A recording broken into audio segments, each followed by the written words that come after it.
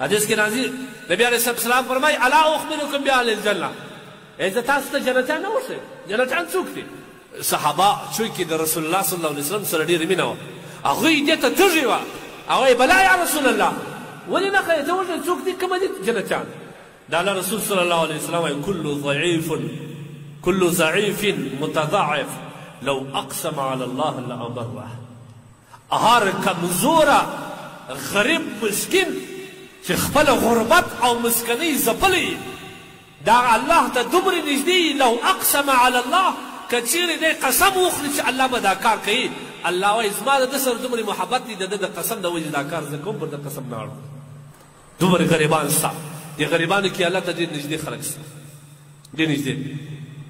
موږ چېرته کراچي کې سبقان ویل، موږ مفتي صاحب ته مدرسه کې یو طالب العلم و، هغه ټلیفون ورته راکړی، مفتي صاحب زه تا نه یو پوښتنه کوم، زما یوه جوړه کالي ده بلې چې نه لرم، هلته چې دا د کالو وینځلو ځای دی دلته کله کله د صابون ټوکړې پرتې زه دا راجمع کوم بیا کالي ورباندې وینځم. یو دوم کله کله زیاتې کپړې هلته ځلیږي، زه هغه کپړو باندې ځان پټ کړم خپل کالي ومینځم بټ هغه وګرم، دا ماته جایز نه کړه.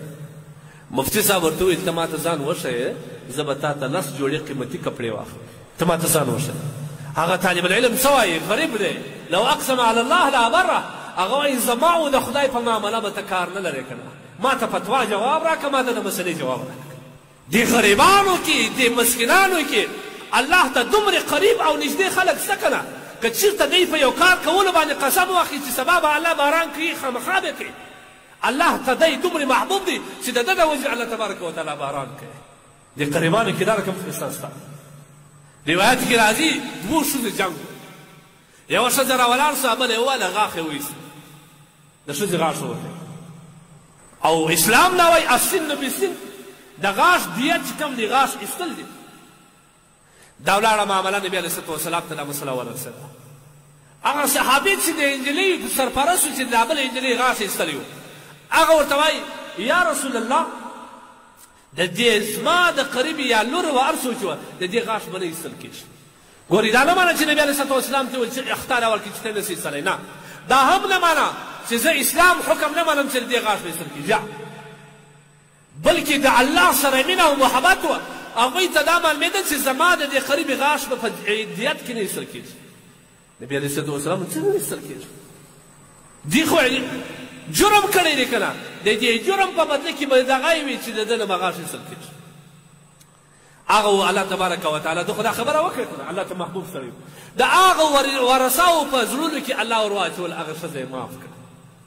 ځکه رب اشعث ډېر ببرسرې، زموږ په پښتو کې موږ دا ببرسرې نه بد وړو، یو لیونیان وي هغه نه، ډېر ببرسرې غریبان، سرې جامو والا، سرې چپلانو والا، دا دومره الله ته نږدې.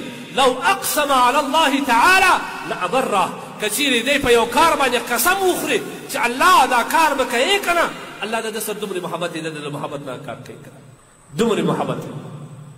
نو ځکه رسول الله صلی الله علیه وسلم فرمایي الا اخبرکم باهل الجنه، زه جنتیان نه در وښیم. كل ضعیف متضعف لو اقسم على الله تعالی لأبره. دا غریبان، دا مساکین، دا اکثره په دې کې جنت